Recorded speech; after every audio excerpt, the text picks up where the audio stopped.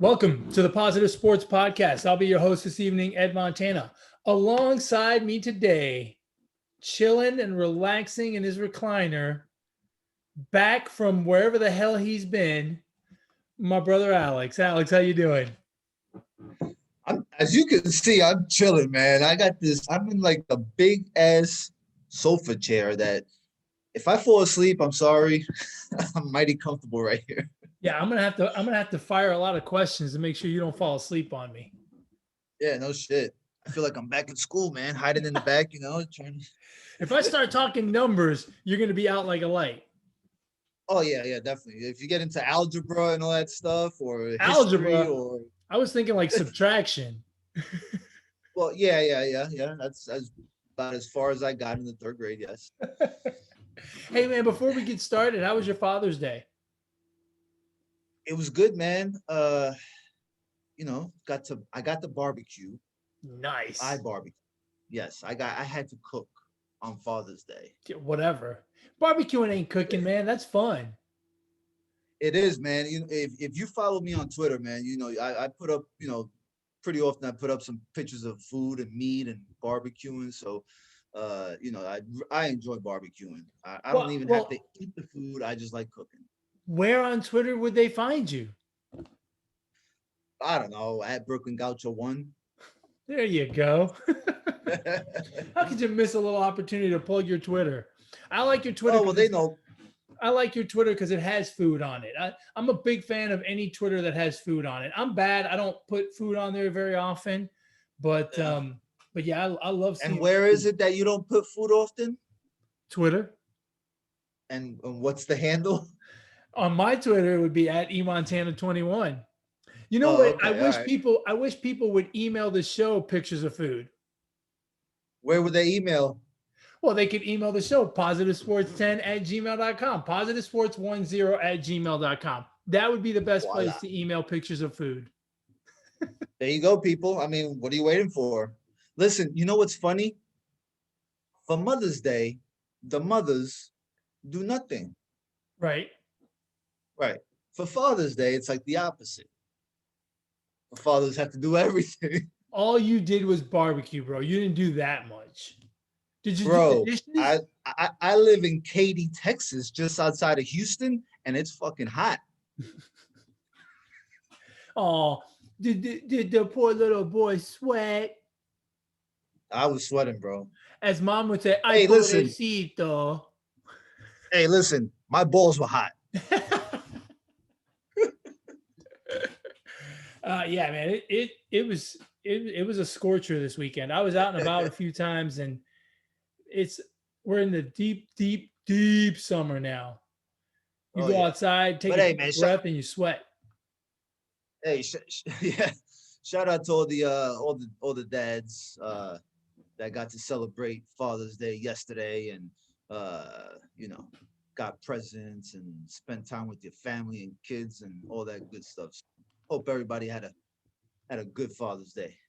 Yeah, I agree. I didn't do much, but it was a good Father's Day. I'll tell you who it wasn't a good Father's Day for. Sixers fans.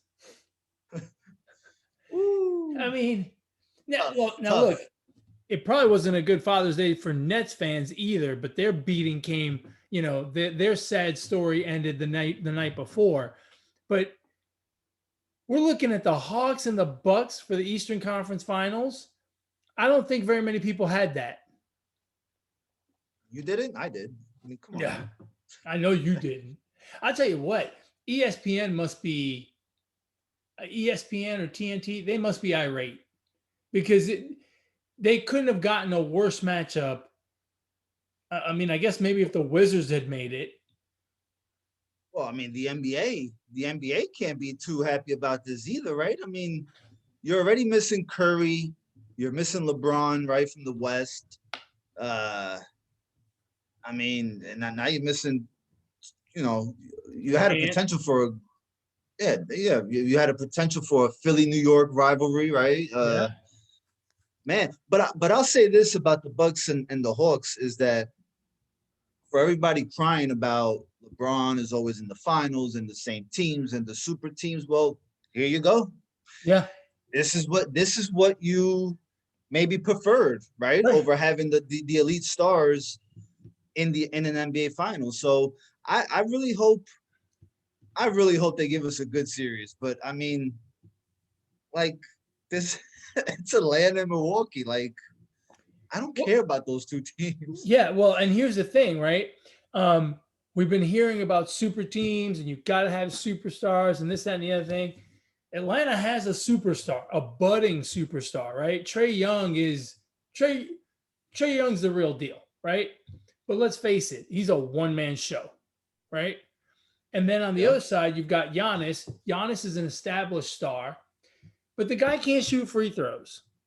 I mean, the guy is he's going to cost his team a game at the end of the game. If they leave him in, they have to take him out because in fact, one of the things I think the Nets did wrong on Saturday was they didn't foul him down the stretch. I'd have fouled him every time he got the ball.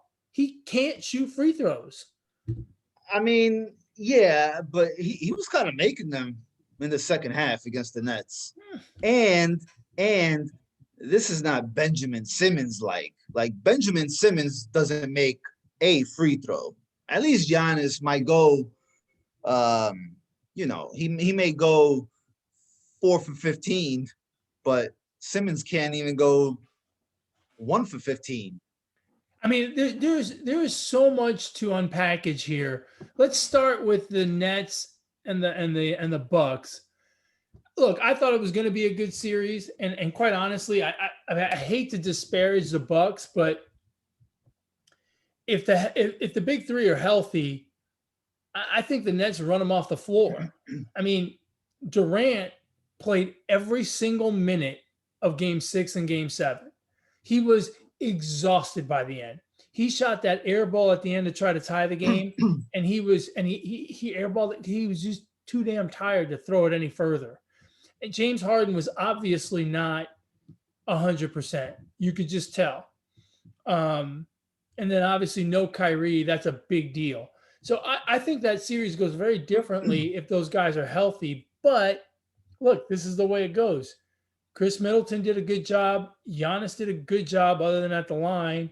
And Drew Holiday did a good job. And really not your typical big three, but close enough and better than the Nets big three, which was not healthy. Yeah, I mean, certainly injuries had a lot to do with it because injuries had a lot to do with it. But in all fairness, the other guys around Kevin Durant just didn't show up. I mean, Joe Harris, this great 3-point shooter that he is during the season, he had probably the most shittiest series, a guard can have. Yeah, he was terrible. Yeah, so and Harden, I understand Harden was injured, but he's out there playing, so I expect him to to play well, but he didn't play well yesterday, Saturday night. Nope. So, and I think as much as you needed Kevin Durant, I think Steve Nash should have given him some breaks during the course of the game because it was too much for him to play back-to-back games every single minute. You got 48 minutes and 53 minutes in two games. It's too much. I think he had to find ways to give him breaks during the course of the game, and he just didn't do it. So I lay a little bit of the blame on Steve Nash as well. Wait, to give Durant a break? Yeah. You have. You can't. Yeah, you can't. But you have to find times to give him breaks during the game. You have to. You can't because there's no supporting cast. You can't. If you give him a break, then Milwaukee goes on a run. I mean, he was our only bucket getter. I mean, you can't You have to play. It's no different than when LeBron was on Cleveland and Kevin Love and Kyrie Irving got injured. You got to play the guy. He has to be ready to go 48 minutes. And what Durant did these last 3 games after coming back from an Achilles injury is just amazing what he did. And I mean, I don't think he regrets playing that much. And if he had an issue with it, I'm pretty sure, he's got a voice to say something. So you have to play him. You have to play him. I understand that you need the buckets, but I think at some point you rely on your defense, however poor it may be, and you just say, guys, you got to give me 2 minutes of defense. We got to stall this game out. We got to slow it down because this guy needs a break. At the end of that game, look, the shot he made to send the game into overtime was incredible. Incredible. And he could not get himself open. He made that shot with a guy's hand in his face because he couldn't get himself open. He couldn't drive past anybody. In overtime, he got his shot blocked by Brooks Lopez. It was too much. And at some point, while I agree with you, he's your only scorer, he's your only offensive output, you got to take the chance of stalling out a run early and not letting it happen and giving yourself a chance to have the guy, be somewhat able to do something. He was absolutely gassed at the end of that game on Saturday. I felt bad. Oh, yeah. I felt bad for him, and gassed. I never feel bad for Durant. Yeah, he was definitely gassed, but I mean, look, for me, this is game 6, game 7. Game 6 was a closeout game. Game 7 is game 7. I mean, you got to play your best. You got to play your best guys as much as you can. So I have no issues with it. You think the Nets? What moves can the Nets make in the offseason to get over the hump? Trade Harden. For who?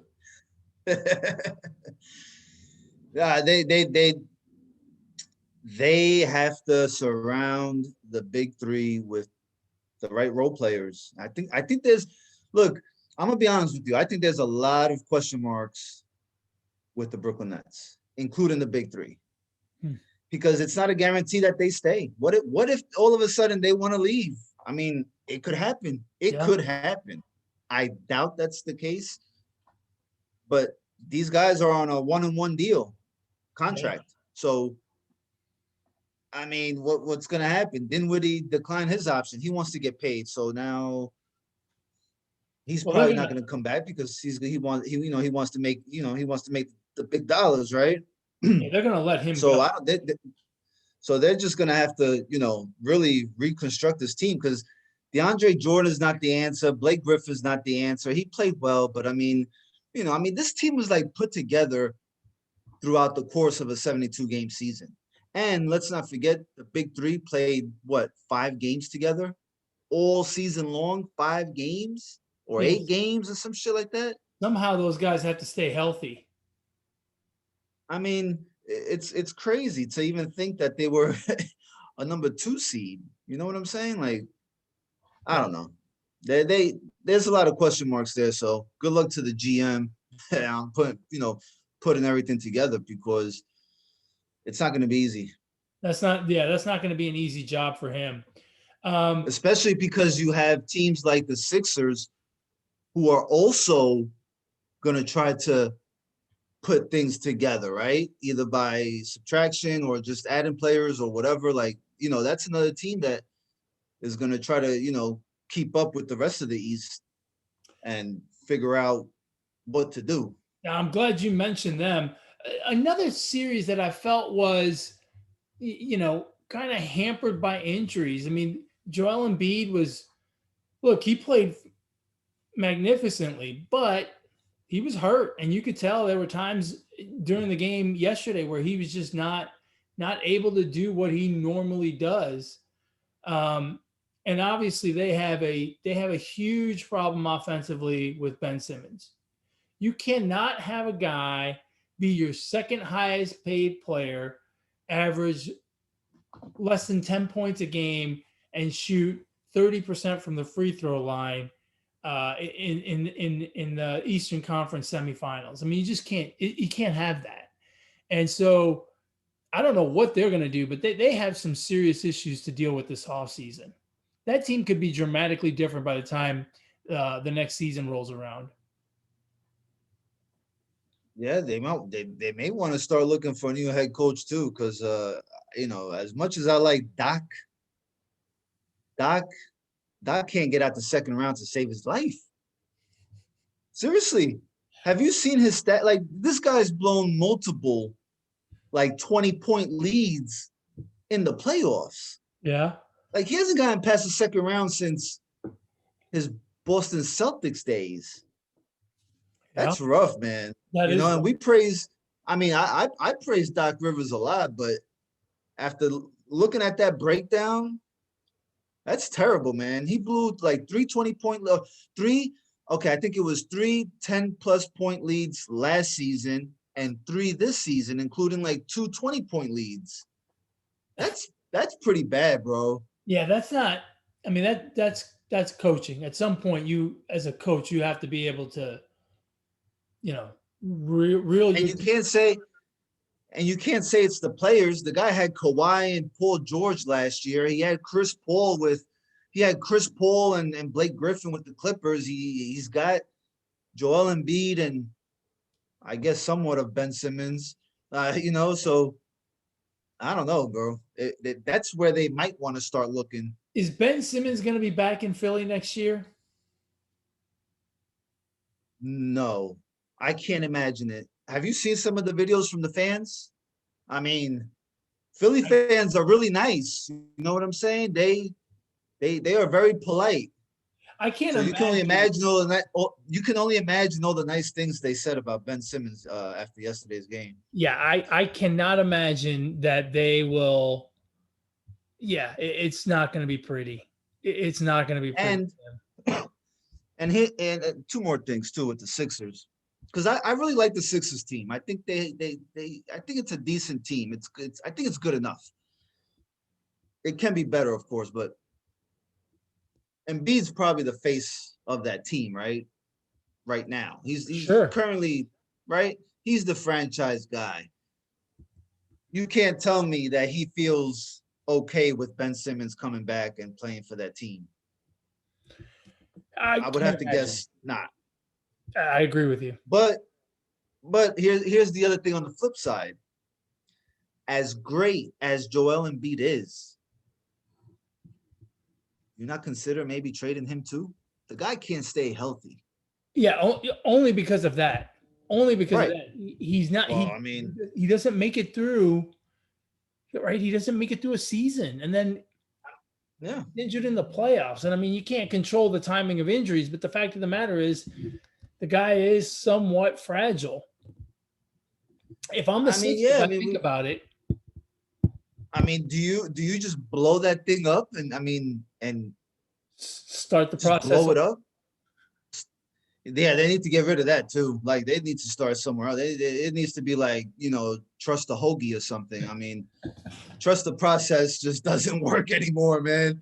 Trust the cheesesteak, or I don't know, bro. That's not working no more. They seriously, like, they're what is it?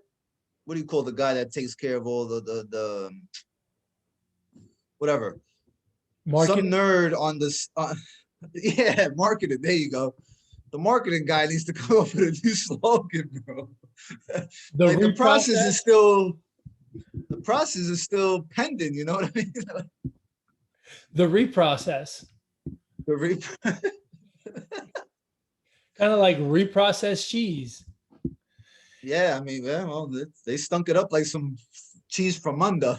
Oh God, they were terrible. So now we've got the Hawks and the Bucks. Who are you rooting for? I'm rooting for the Hawks. Why? Why? Because I like Trae Young. I think his hair is great marketing. I think the Bucks just beat my team, the Nets, so screw the Bucks. The Hawks just beat the 76ers, who I hate, so I want them to go even further. I see. See? See, I'll tell And you what, plus, I can't stand. Like, I think I'm kind of rooting for the Bucks because I can't stand Trey Young's hair. He's got to do something with that thing. What is it? Like, it looks like he's got his baby hair.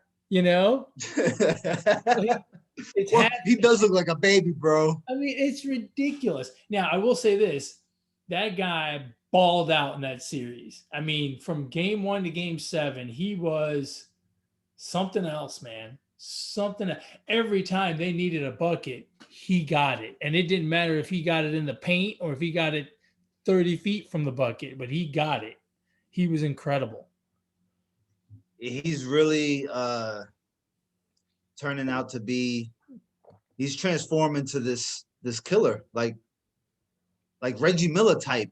You know what I mean? Yeah. Seriously, but it's really amazing what he's done. I wonder if Atlanta can ride his coattails one more series. I really wonder. Look, but he's got a decent supporting cast. I mean, they're not terrible, man. Herder, I mean, Herder has had a great series against the 76ers, man. Yeah, but that guy he's not going to do it again. Yeah, but it's no different than the Bucks with Drew Holiday. Drew Holiday's hit or miss too. We could say he won't do it again either.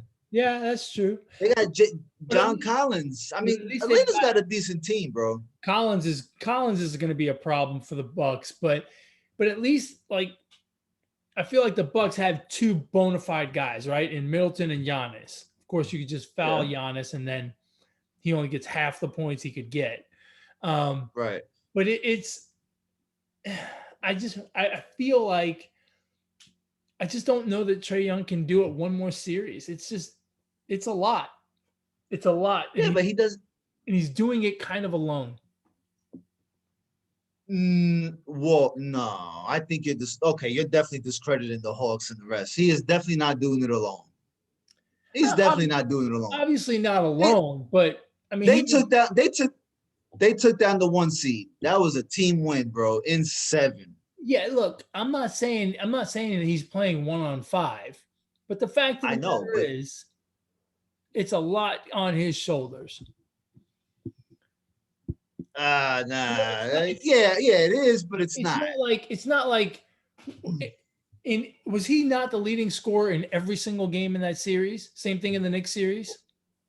Well, it's fucking Trae Young, but I mean, there's role players that. That's my point, though. Who else is supposed to lead them? Well, but in the scenario where it's not all on him, you would have one game here or there where someone else would blow up, like the Clippers, right? The Clippers had Man blew up one game. When you're talking about the Nets, he wasn't the leading scorer, huh? But Terrence Mann wasn't the leading scorer. It was Paul George. For one game, he was. For one game, he scored. Oh, was he? Yeah, I mean, he was the man, right? Like, that's what I'm saying. There's on other teams, there's one guy that kind of shoulders the burden for, even if it's just for one game. You know what I mean?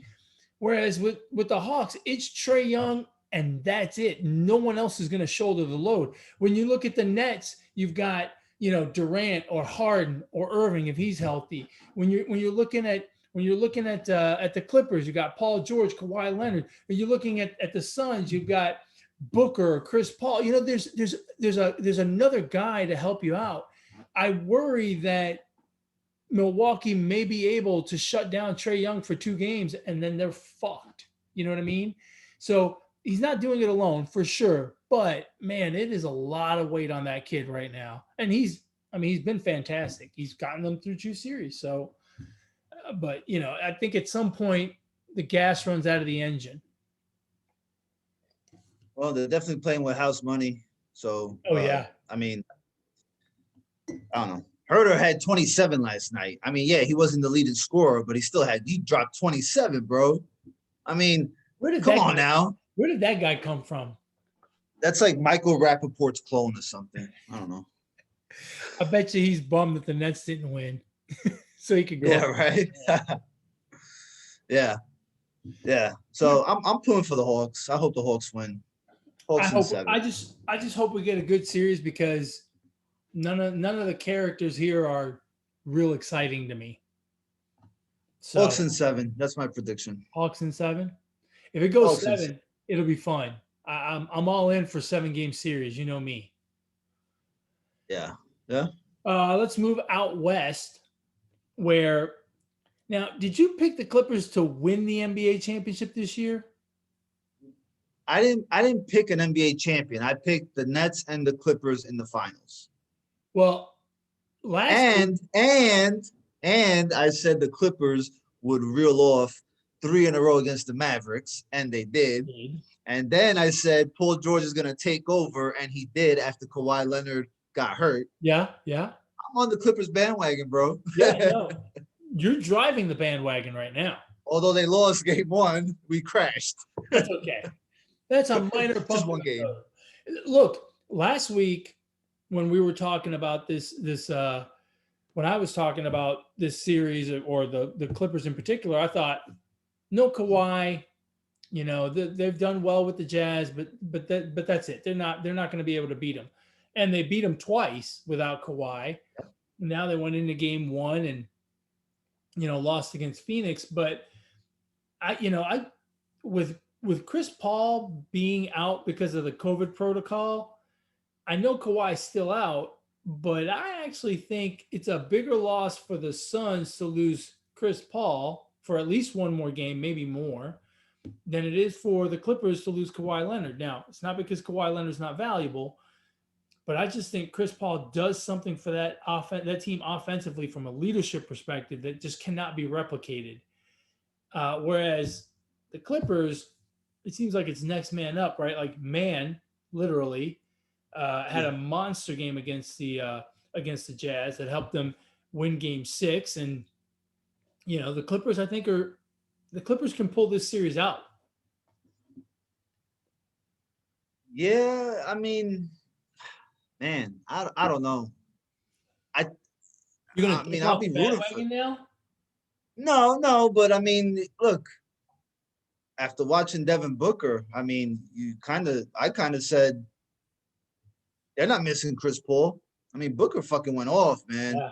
I mean, I really want to see that. I really want to see Booker and Paul George just go at it, because I mean they're both gonna have to shoulder the load, right? Yeah. So it should be interesting. That's gonna be the fun part of that series. Yeah, I mean, man, I would have to imagine that Chris Paul comes back at some point during the series. Yeah. And Game 3, Game 4, and then you have to wonder how he comes back, because the perfect example for me are the Boston Celtics, right? Tatum and the Celtics got hit with COVID, and they really, you can just tell. And I think just in general, it affects athletes. Okay.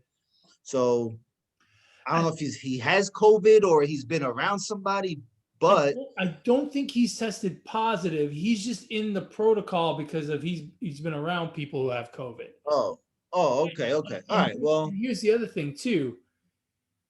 That actually is worse because then it could be a longer period of time until, because he might get COVID or whatever. The problem, I think, for most of these athletes is what they do to recover from COVID, right? If guys continue to work out hard, the recovery is not as good generally, right? So it just depends on how he's taking care of himself. It's really kind of a dicey situation. Bro, I don't know. Yeah. I don't know. Well, I don't know if you're into college baseball at all, but I've got the Vanderbilt game on right now. And this guy from Vanderbilt, Jack Leiter, Al Leiter's son. Oh, yeah, bro, yeah. Nasty. The catcher is throwing to third base or first base more than he's throwing back to Jack Leiter because he's striking everyone out. It's crazy. Yeah. That guy. Yeah, Jack Leiter's got some filthy stuff, man. He's nasty. Yeah, and I don't know. The other thing with this Clippers Sun series is, what kind of Kawhi are we going to get when he comes back? If he comes back. Bro, I don't think he's coming back this season. I I think he's agree with you, done. but even so, if he comes back, look at Embiid. Embiid was obviously not the same with his knee injury. Now I don't know Look at exactly. Harden. Yeah, well, Harden was a hamstring issue, right? But same thing, right? Yeah, but still.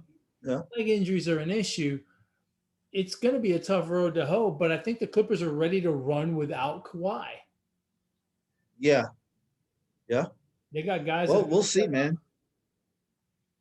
It's amazing. Doc Rivers, Tyronn Lue made it further with the Clippers than Doc Rivers did With the without Kawhi Leonard. yeah.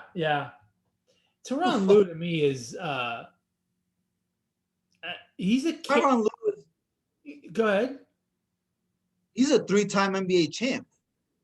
Yeah, well, but it's not like he was ever the big three. I'm saying though, I mean, he's a 3-time NBA champ. Uh, He's managed, not coached. He's managed players like LeBron James and Kyrie Irving. and the thing Impressive. is with him, I think that's exactly what he is. He's a manager more than a coach. You know what I mean? Like he's just managing the personalities and whatnot. So, I'm sure he's doing more than that, but well, yeah, again, of course he is, but he's more making sure all the egos are having fun. Why is baseball the only sport that calls the guy in charge a manager and the other sports coaches? Because in baseball they are more managers. Like you're managing the team, putting the right guys out there, managing the rotation and things like that. With in the NBA, for example, or in the NFL with coaches or what we call coaches, they're doing a lot of X's and O's. You know what I mean? Yeah. The manager doesn't. But they're also managing the rotations and player minutes and all that stuff. Right. But again, that's more of an X's and O's thing than it is in baseball. You put your 9 guys out there and I mean, they don't even call pitches. Yeah. But in baseball, they get to dress like they're ready to play. That's right. They don't have to wear no suit and tie and slacks and shiny shoes. Exactly. No headphones, none of that stuff. None of that. So I think it'd be better to be a baseball manager.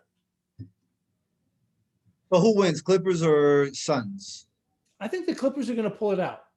I don't think I don't think Chris Paul comes back. If he comes back, he comes back for game 6 or 7, pretty late in the series. And I think, the Clippers are ready to run without Kawhi. And that's going to make them a tough out. And I think they're going to pull it off. I'm on the bandwagon, unlike you, who apparently has gotten off. I'm still on it. I got 1 foot out, maybe a little pinky toe out, but I'm in there. You're ready to jump off at the first sign of trouble. Is that right? Good, man. Nah, Clippers. Clippers to the finals. Clippers and Hawks. To the finals? Well, yeah, there's only 1 series left. Oh, look at you. Now all of a sudden, you're yelling about the Clippers. A minute ago, you were like, I've been yelling about the Clippers. Yeah, well, about 10 minutes ago on this podcast, you were not. You were lamenting no Kawhi and Devin Booker is so good and blah, blah, blah. Yeah. Now all of a sudden, yeah. I factor everything into it. You got to make up your mind, bro. Hey, can we take a little break? Yeah. Yeah, I'm going to need you to stand up because I'm going to have to check you. Make sure. Why? Make sure you don't have any sticky substances. Can I see your hat? Sure. Here. Can I see your hat? No. Okay. Sounds like someone's gonna get a 10-game suspension here. No, not me, man. I got no sticky stuff. Uh-huh. I got no pine tar, no weed, no nothing. No sticky icky. So what do you think about the new directive that just started today? Because everyone knows. Did it start today? Everyone knows that the first game of the baseball season where you really should start enforcing all the rules is on June 21st. I don't know if you knew that. Right. I know you think the baseball season starts in early April, late March, but it actually starts on June 21st. We should reset all the records and just start over. Yeah, no kidding. I agree. So, I think they should. I think they should reset everything. yeah, I mean, I don't know what to think of it. I mean, I think it's cheating. I don't think you should be doing it. I think obviously it's an advantage for pitchers. You shouldn't be doing it. I was watching the Met game today, the first game of the doubleheader against the Braves, and the Mets are home. So after deGrom comes off the mound, the umpire checks him, hands him his glove, takes off his hat. I guess Jacob deGrom asked him, "Do you need to see my belt?" I guess the umpire said no, and fucking deGrom is just chuckling the whole time, and walks his happy ass back to the dugout. And this is gonna be after every single half an inning. No, so the rule is with starters, the umpires will check them when they come out of the game. However, they can check them after any inning, and they can even check them during an inning if they suspect something. Okay, that's cool. I'm fine with it. Yeah, I'm fine with it. The only difference, here's the difference, and this is kind of, if you stop and think about it, this is kind of smart by MLB. With relievers will be checked before they start the inning because they don't want to have any awkward walk-off situations. Right. Yeah, right? I'm fine with that. Makes sense as well. Do you think anybody's going to get suspended? Yes, someone is going to fuck up. I mean, come on, it's the same thing with steroids, right? Don't do it. You get a 50-game suspension. Dumbasses do it. Yeah. Don't do it the second time. You're gonna get suspended for 100 games. Fucking Robinson Cano. I mean, come on now. Yeah, that's true. Yeah, that's true. A dumbass will do it. I don't think anyone's gonna get caught this week or even next week. I think pitchers are going to be very careful about what they do now, and they're going to try to figure out where the loophole is going to be with certain umpires, and then eventually they're going to start to try to cheat again, and that's where they're going to get caught. So I would guess that in July, like in late July, August, and September, especially once a team is knocked out of the playoff chase, I bet you that's when guys start dropping. I mean, and think about it too. Like, I mean, you got these back end starters, these relievers that are trying to meet.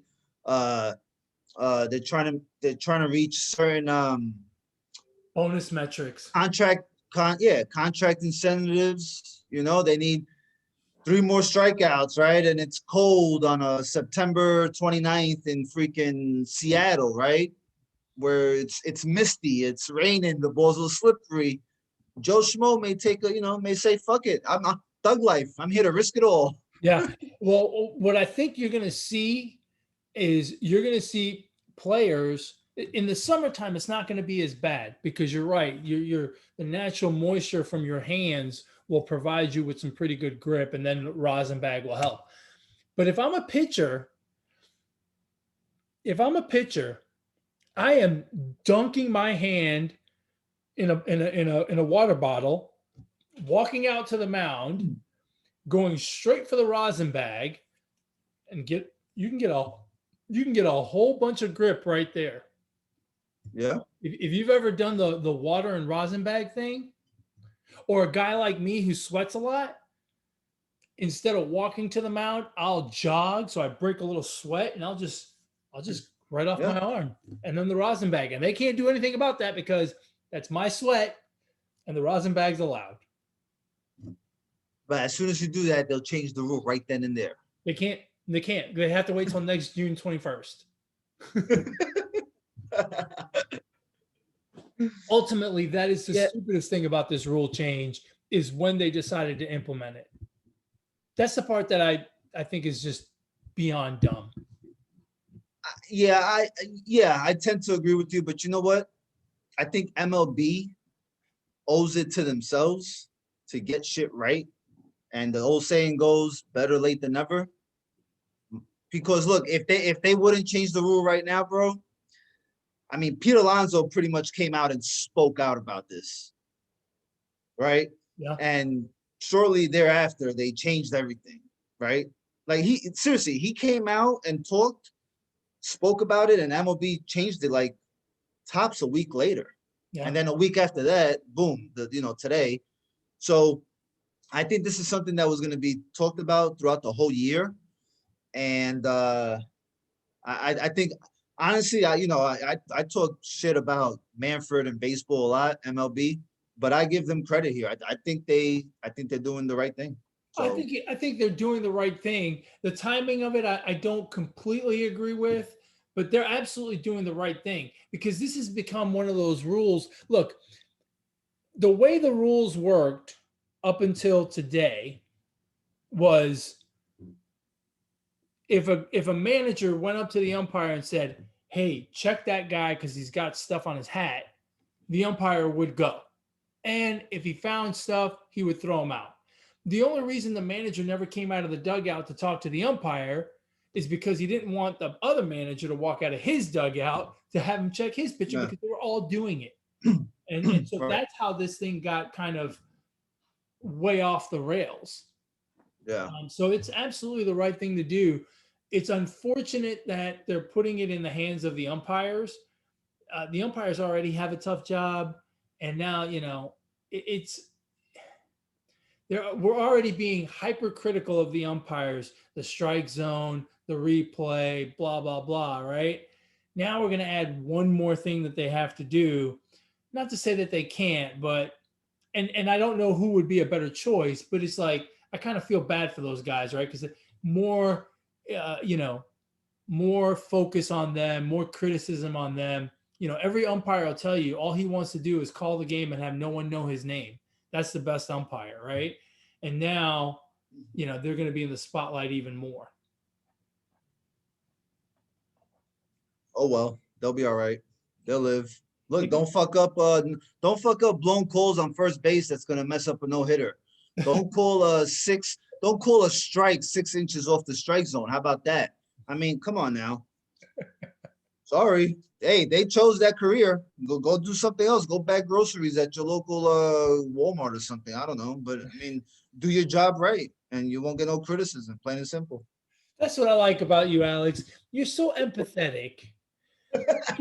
I can feel how your heart breaks for the difficulty of the umpire's job. I mean, if they were robots, I wouldn't feel sorry. Yeah, if they go to robots, is a robot going to go out to the mound and check every inning? Like, how's that going to work? No, they're gonna keep Angel Hernandez and Joe West for that. They're gonna simplify since you mentioned they have so much on their hands. They're gonna be dedicated to check after every single pitch the pitcher. You know what I want to see? I want to see an umpire who's really suspicious, just like go, yeah, let me see your hat. Let me see your glove. Yeah, let me see your belt. Hey, can you undo your pants? Can you show me your jock strap? I think it's on your jock strap. Take off your cleats. Yeah, take off your. I'm gonna need your socks too, sir. I didn't touch my feet. Yeah, well, you never know. That's the other thing. Like, oh, you got it. Couldn't they put the spider tag stuff on their hands in the dugout and then walk out to the mound, kind of like a surgeon after he washes his hands going into the operating room, Yeah, exactly. I'm going to the mound. The sticky stuff is just like dripping off their hand. Looking like freaking motor oil. Yeah, exactly. Oh man. Well, look, apparently deGrom was not using the sticky stuff because deGrom went out today, pitched 5 innings of 1-hit baseball, 2-hit baseball, I think. And 6 strikeouts. 6 strikeouts. He did have 2 walks though. Maybe it was because of the lack of sticky stuff. But he didn't give up a run. So that guy, my son and I were talking about him earlier. His ERA is 0.50. Now, Yeah. most people know that that's a good ERA, right? Most people know that.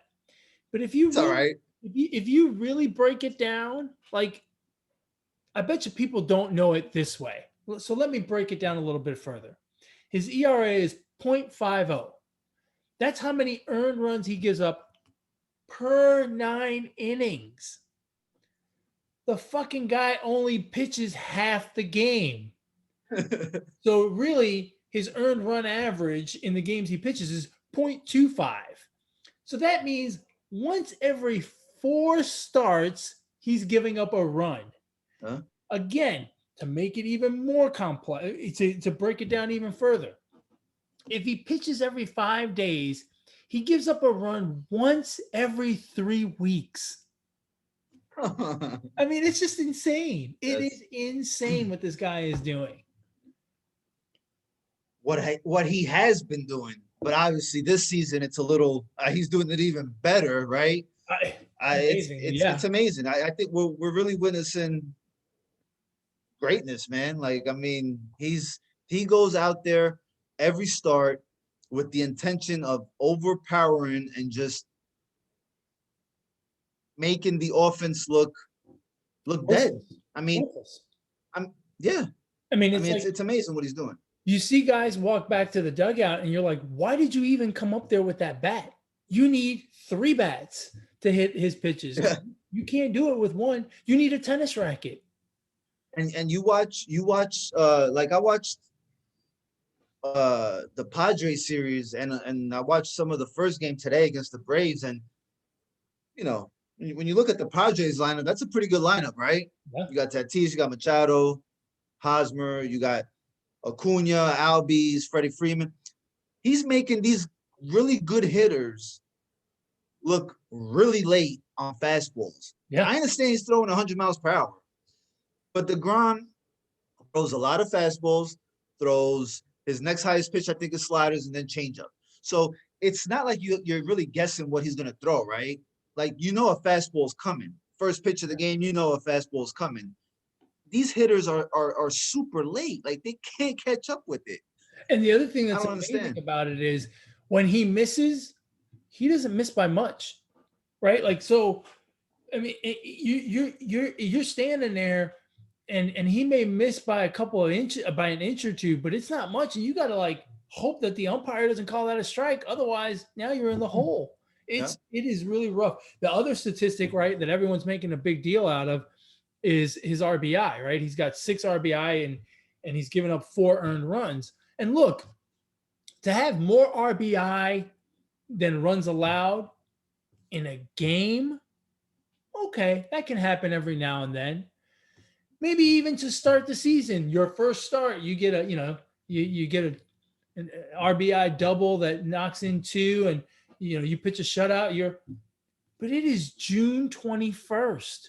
It is the first starts. It is the first day of enforcing the rules in baseball, and yet he is still has more RBI than he does runs allowed. It's just, yeah, you're right. We're witnessing an incredible season, and it's been 12 starts already. Today marked his 12th start. It's crazy. It's crazy. You know what's also crazy is that he's got 2 losses. It's like, how the hell does he have 2 losses? Yeah, games that he lost 1-0 or 2-1, something crazy. So if you had to choose an MVP for all of baseball right now, and you only had 2 options, are you going deGrom or are you going Ohtani? My man Ohtani doing everything, bro. What Ohtani is doing is pretty remarkable too. The guy hit what?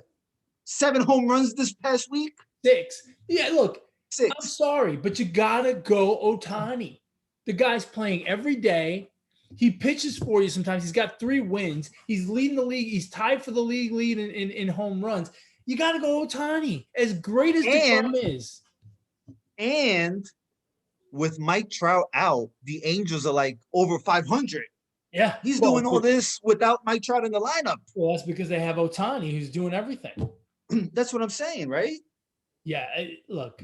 I give it to Ohtani. I mean, as much as I would love deGrom to win, I mean, I think I would give it to Ohtani. This is a crazy week he had.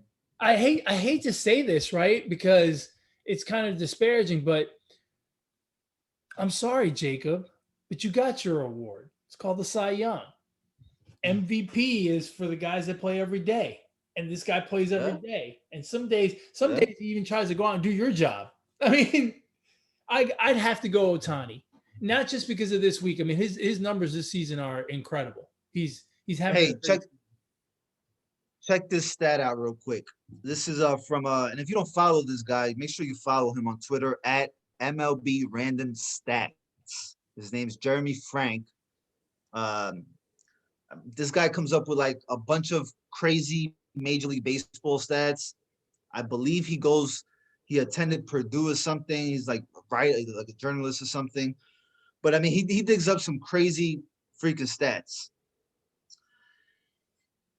Babe Ruth, June 9th through the 15th of 1921, hit 7 home runs, pitched 5 innings, 3 earned runs, and 1 win. Shohei Ohtani, June 14th through the 20th of 2021, almost 100 years apart.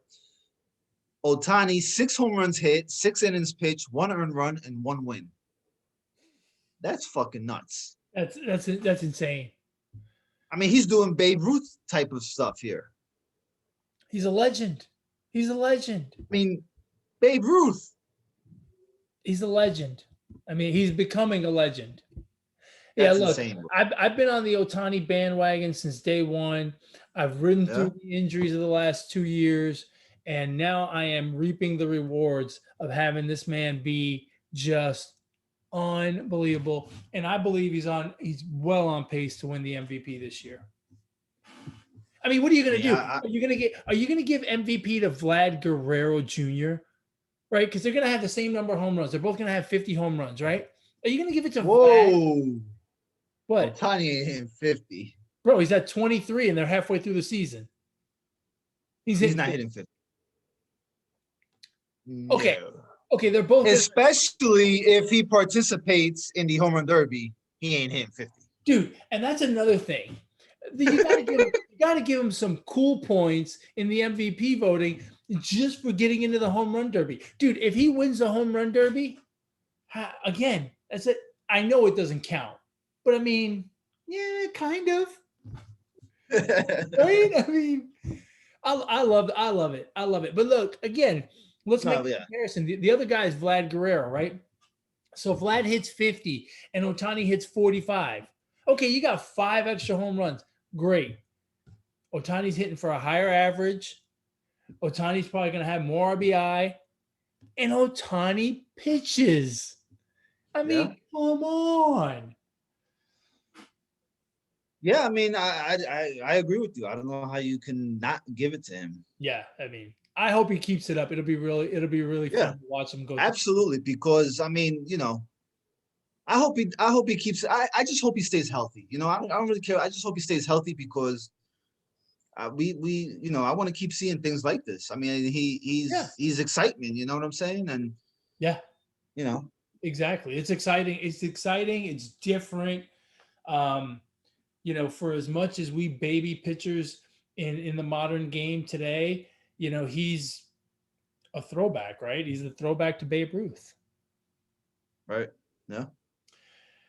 All right, man. You got anything else? Anything else you want to get off your chest? All this taco meat I got.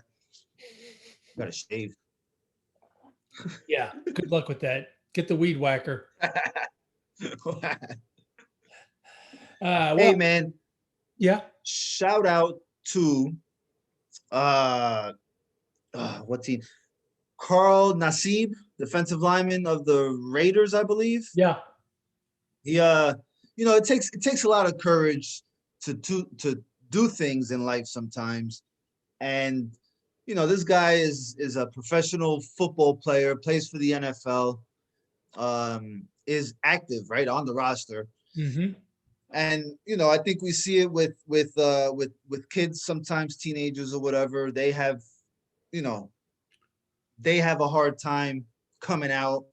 And I think what he did today was, I commend him for it because, he came out, he basically said, hi, this is such and such, and I want to let you all know that I'm gay. And he had this was like his first two sentences, right? And he just went on explaining, I guess, how he, is comfortable, and he came out and stuff. And, I think as an adult, I think sometimes,